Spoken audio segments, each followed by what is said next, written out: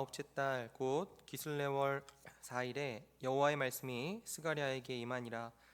그때에 베델 사람이 사레셀과 레겜멜렉과 그의 부하들을 보내어 여호와께 은혜를 구하고 만군의 여호와의 전에 있는 제사장들과 선지자들에게 물어 이르되 내가 여러 해 동안 행한 대로 5월 중에 울며 근신하리이까 하매 만군의 여호와의 말씀이 내게 임하여 이르시되 온 땅의 백성과 제사장들에게 이르라. 너희가 70년 동안 다섯째 달과 일곱째 달에 금식하고 애통하였거니와 그 금식이 나를 위하여 한 것이냐. 너희가 먹고 마실 때에 그것은 너희를 위하여 먹고 너희를 위하여 마시는 것이 아니냐. 예루살렘과 사면 성읍의 백성이 평온히 거주하며 남방과 평원에 사람이 거주할 때에 여호와가 옛 선지자들을 통하여 외친 말씀이 있지 않으냐 하시니라.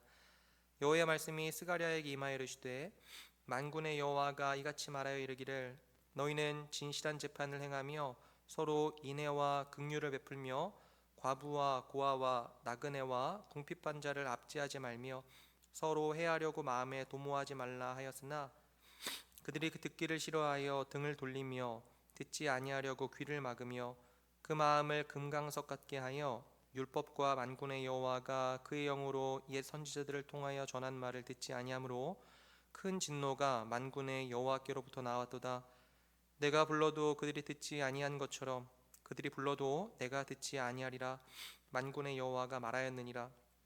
내가 그들을 바람으로 불어 알지 못하던 여러 나라에 흩었느니라. 그 후에 이 땅이 황폐하여 오고 가는 사람이 없었나니 이는 그들이 아름다운 땅을 황폐하게 하였음이니라 하시니라. 아멘. 오늘 1절을 보시면 스가랴에게 하나님의 말씀이 임하는데 그 임한 때가 특정되고 있습니다.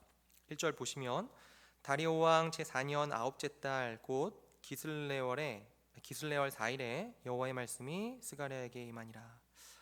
여러분들 학개서 1장 5절에 보면 다리오 왕 제2년 여섯째 달 24일에 성전 공사가 시작이 됩니다. 그리고 그해 아홉째 달인 24일에 성전의 기초가 놓였다고 학개서 2장 18절이 이야기를 해요. 그러니까 성전 재건 공사가 시작한 지 3개월 만에 성전의 기초가 놓인 셈인 겁니다. 그리고 스가랴서 1장 7절에 보면 같은 해인 다리오 왕 2년 11째 달 24일에 스가랴가 8개의 환상을 보게 돼요. 그리고 나서 오늘 본문 1절 다리오 왕 제4년 9째 달이니까 지금 스가랴가 환상을 본 후 대략 2년쯤이 지난 겁니다.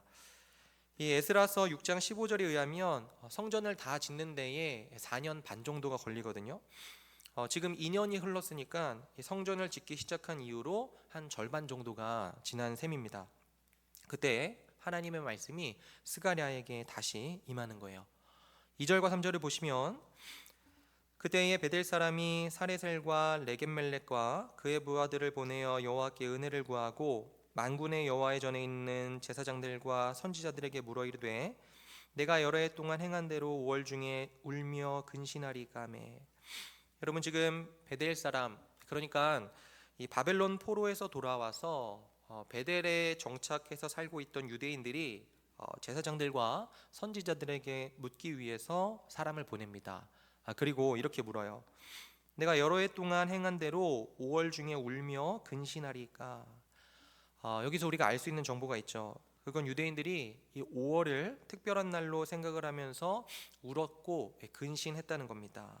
여기 울었다는 것은 아픈 기억이 있다는 것이고, 근신했다는 것은 이 말과 행동을 삼가면서 이 몸가짐을 조심했다라는 것인데, 말을 하자면 금식을 했다는 겁니다. 이건요 밑에 5절을 보시면 설명이 되어 있어요. 여러분들 유대인들에게 있어서 5월은 아픈 달입니다. 왜냐하면 바벨론에 의해서 이스라엘의 멸망을 당할 때가 5월이었기 때문에 그래요. 예레미야 1장 3절에 의하면 시드기야 왕 제11년 5월에 예루살렘은 멸망하게 됩니다. 이 바벨론 왕의 근위대장이었던 느부사라단이 예루살렘의 성벽을 허물고 또 집들을 불태우고 이 성전에 있었던 기물들을 다 약탈하고 성전을 무너뜨리면서 수많은 사람들을 바벨론의 포로로 잡아갑니다. 그때가 5월이에요. 그러니까 유대인들은 5월이 되면 울면서 근신을 했습니다. 여러 해 동안, 즉 예루살렘이 멸망하고 그 포로 생활을 한 70년의 기간 동안에 그들은 매년 5월에 슬퍼하며 근신했어요. 그런데 지금은 이 포로 생활을 끝마치고 예루살렘으로 돌아온 거잖아요. 그러니까 이제 포로 생활을 끝내고 예루살렘에서의 삶이 시작이 되었고 파괴되었던 성전도 회복이 되고 있는데 이 금식 계속해서 해야 되는 겁니까? 라고 물었던 거죠. 그러자 스가랴를 통해서 하나님이 이렇게 말씀하십니다. 4절과 5절이에요.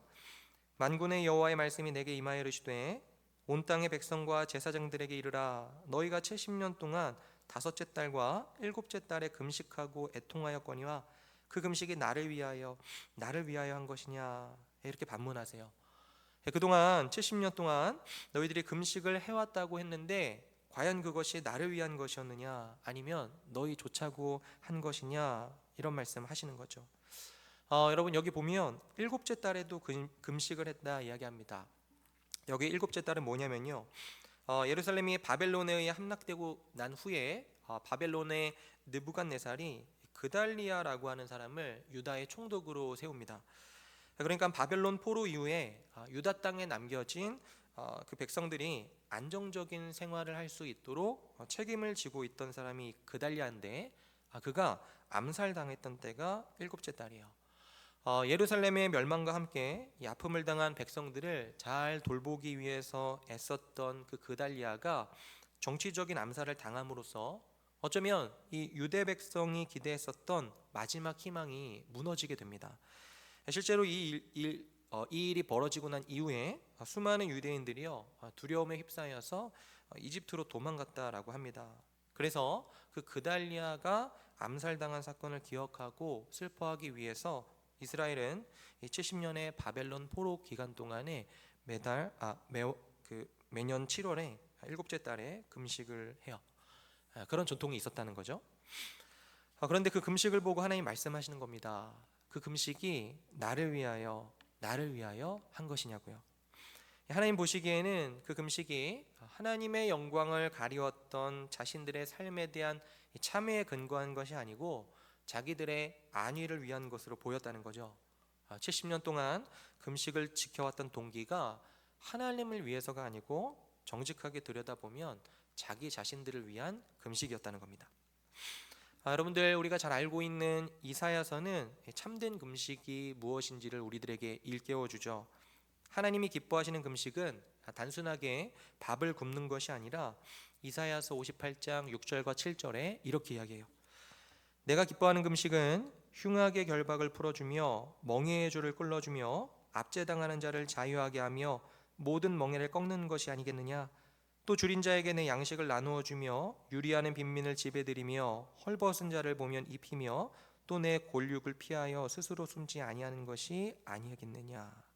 그러니까 하나님이 지금 스가랴를 통해서 너희가 5월과 7월에 했던 그 금식이 나를 위한 것이냐 너를 위한 것이냐 라고 말씀하실 때 너희들이 지금껏 한 금식은 진짜 금식이라고 할 수 없다는 거죠. 그래서 본문 6절에 너희가 먹고 마실 때에 그것은 너희를 위하여 먹고 너희를 위하여 마시는 것이 아니냐, 이렇게 말씀하시는 겁니다. 그리고 이 말씀은 처음 하신 말씀이 아니에요. 7절 보시면 예루살렘과 사면 성읍에 백성이 평온히 거주하며 남방과 평원의 사람이 거주할 때에 여호와가 옛 선지자들을 통하여 외친 말씀이 있지 않으냐 하시니라. 네, 여호와께서 선지자들을 통해서 끊임없이 외쳤던 말씀이었다는 겁니다. 그리고 그 말씀의 내용이 8절 이하에 나와요.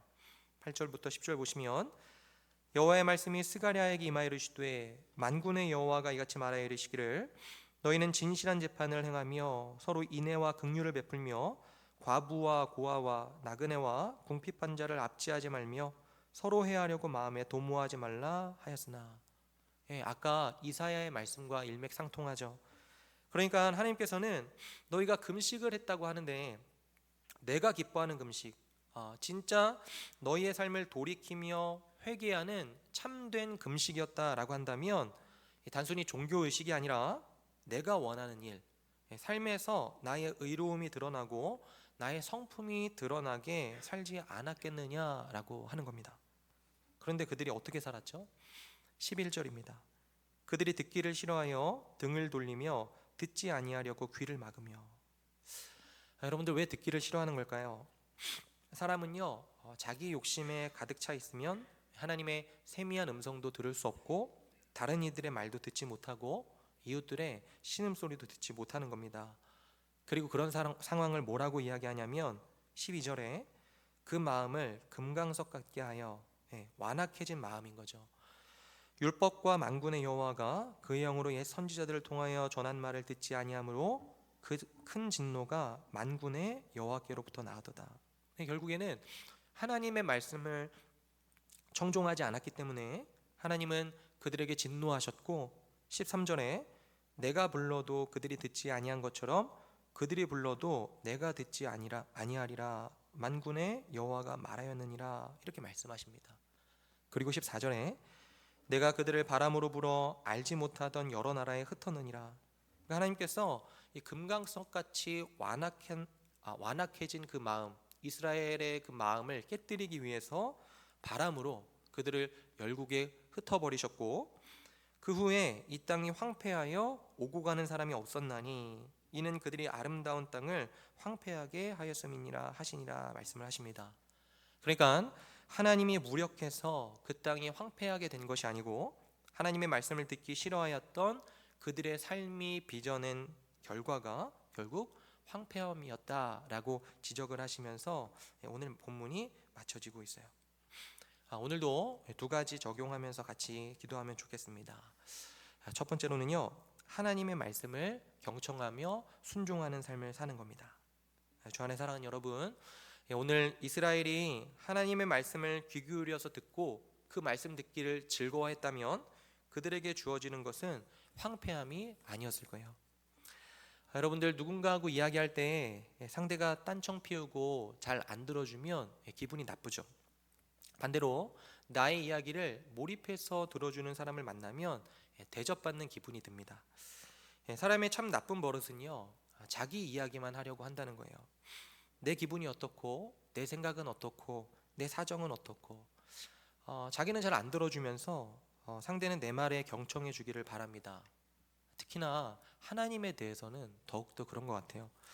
하나님 말씀 듣기는 즐거워하지 않으면서도 나의 기도에는 잘 응답해 주시기를 바라죠. 그러나 사랑하는 여러분, 성경이 우리들에게 반복적으로 가르치는 것은 하나님 말씀을 경청하고 순종하라는 겁니다. 그리고 그렇게 할 때에야만 황폐함이 아니고 삶의 참된 안전과 형통이 있다라고 하는 거예요. 여러분, 말씀을 사랑하며 순종하는 것이 우리의 삶을 정말로 복되게 하는 결정적인 요소인 겁니다.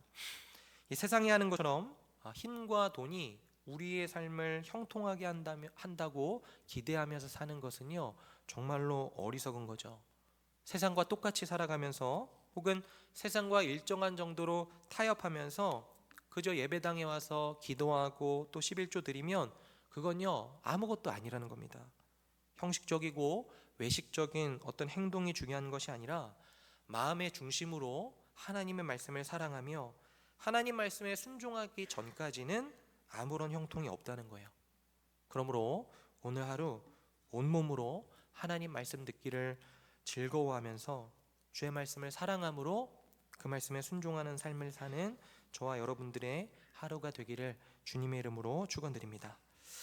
두 번째로는요, 하나님의 마음을 헤아리면서 오늘을 사는 거예요. 사랑하는 여러분, 오늘 본문 8절에서 10절을 보시면 하나님 말씀에 경청하고 순종하는 삶이 어떤 삶인지에 대해서 구체적으로 이야기를 합니다. 다르게 표현하자면 하나님이 원하시는 삶은요, 단순히 종교적인 의식을 넘어서서 삶 속에서 하나님의 마음을 헤아리며 사는 겁니다. 8절 보시면 먼저 진실한 재판을 이야기를 해요. 여러분들, 이 서양의 전통이긴 하지만 정의, 진실한 재판, 정의를 상징할 때 보통 눈은 가리고 있고 한 손에는 칼을 들고 또 한쪽에는 저울을 들고 있는 이 정의의 여신 디케상을 떠올리죠. 눈을 가린 것은 편견을 갖지 말라는 것이고, 판단을 할 때는 어떤 개인적인 관계에 얽매여서 또는 뇌물을 받아서 혹은 자신과 친하기 때문에 공정하지 못한 판단, 치우친 판단을 하지 말라는 겁니다. 진실한 재판, 말하자면 삶을 살아가면서 이해관계 또는 이익관계에 따라서 불이하게 판단하면서 편견을 갖고 사람을 평가하는 그런 것은 하지 말라는 거예요. 말씀을 아무리 많이 배우고 들어도 하나님의 말씀에 맞느냐 아니냐가 중요한 게 아니고 나하고 친하냐 안 친하냐를 더 중요하게 여기는 우리들. 그래서 나하고 좀 친하면 잘 대해주고, 그런데 나하고 좀 안 친하면 아무리 맞는 일을 해도 삐딱하게 보는 것, 그렇게 사람들을 공정하게가 아니고 차별되게 대하는 거, 그거 주님이 너무너무 싫어한다는 것입니다. 서로 인애와 긍휼을 베풀라고 이야기하죠. 인애는 헤세드입니다. 언약의 바탕을 둔 사랑이에요. 그러니까 너희들은 하나님께로부터 너무도 많은 사랑, 너무나 많은 사랑의 빛을 지고 있으니, 하나님께 그러한 대접과 사랑을 받고 있으니 그 인애의 사랑을 가지고 사람들을 대하라는 거죠. 여러분, 긍휼은요 라함임이라고 하는 단어인데 이 자궁을 뜻하는 레헴에서 나온 단어입니다. 그러니까 어머니가 자기의 태중에 잉태된 자식을 위해서 자기 생명을 걸잖아요. 그게 어머니들의 사랑이죠. 말하자면 하나님이 사람에게 바라고 계신 사랑이 뭐냐면 어머니의 자궁이 자녀를 품듯이 가까이 품고 지키며 헌신하는 사랑이다 라고 하는 겁니다. 특별히 세상을 살아가면서 오늘 본문 10절에 등장하는 사람들, 연약하고 고통을 겪고 있는 사람들을 볼 때 마치 어머니가 그 자식을 사랑하는 것처럼 보호하고 불쌍히 여기는 마음을 가지고 살아가는 것, 이것이 하나님이 우리들에게 바라고 계시는 것이다 라고 하는 거예요. 그러므로 주 안에 사랑하는 여러분, 오늘 하루 하나님의 마음을 헤아리며 사시는 저와 여러분들이 되었으면 좋겠습니다. 그리고 우리들을 영원전에 택하시고 구속하셔서 우리를 자녀 삼아 주신 그 하나님의 마음을 흡족해 해드리며 살아가는 오늘 하루의 삶이 되었으면 좋겠어요. 그러한 은혜를 우리 모두에게 주시기를 주님의 이름으로 축원드립니다. 기도하겠습니다. 사랑과 은혜가 풍성하신 아버지 하나님, 오늘 말씀을 통해서 종교적인 형식이 아닌 마음의 순종을 원하시는 주님의 뜻을 깨닫게 하여 주시니 감사드립니다. 바라기는 우리 모두가 주님의 음성 듣기를 즐거워하며 온전히 순종하는 삶을 살게 되기를 원하오니 주의 말씀대로 사람들을 차별되게가 아니라 공정하게 대하게 하여 주시고 인애와 긍휼로 이웃을 바라보게 하시며 연약한 자들을 품고 세워주는 주님의 사랑을 실천하는 우리 모두가 되게 하여 주옵소서. 오늘 하루도 주님의 마음을 기쁘시게 해드리는 삶이 되어지기를 간절히 소원하오며 감사드리며 우리 주 예수 그리스도의 이름으로 기도드리옵나이다. 아멘. 하늘에 계신 우리 아버지여, 이름이 거룩히 여김을 받으시오며 나라가 임하옵시며 뜻이 하늘에서 이루어진 것 같이 땅에서도 이루어지이다. 오늘날 우리에게 일용할 양식을 주옵시고 우리가 우리에게 죄 지은 자를 사하여 준 것 같이 우리 죄를 사하여 주옵시고 우리를 시험에 들게 하지 마옵시고 다만 악에서 구하옵소서. 대개의 나라와 권세와 영광이 아버지께 영원히 있사옵나이다. 아멘. 우리 같이 기도하도록 하겠습니다. 첫 번째로 하나님의 말씀을 즐거이 듣고 순종하며 하나님의 마음을 헤아려서 공의와 인애와 긍휼로 이웃을 섬기는 삶을 살아가게 하옵소서. 두 번째로는 이음센터 건축의 모든 공정이 하나님의 인도하심 속에서 차질 없이 이루어지게 해달라고. 그리고 마지막으로 미얀마 단기 선교가 이번 주에 있는데 미얀마 단기 선교의 모든 일정과 계획이 순조롭게 진행되게 하시고 무엇보다도 팀원 한 사람 한 사람이 말씀과 기도로 무장하여서 남은 기간 동안 영적으로 또 육적으로 잘 준비되게 해달라고. 우리 세 가지 기도 제목으로 함께 기도하시고 개인의 기도 제목으로 기도하시다가 자유롭게 돌아가시면 되겠습니다. 함께 기도하겠습니다.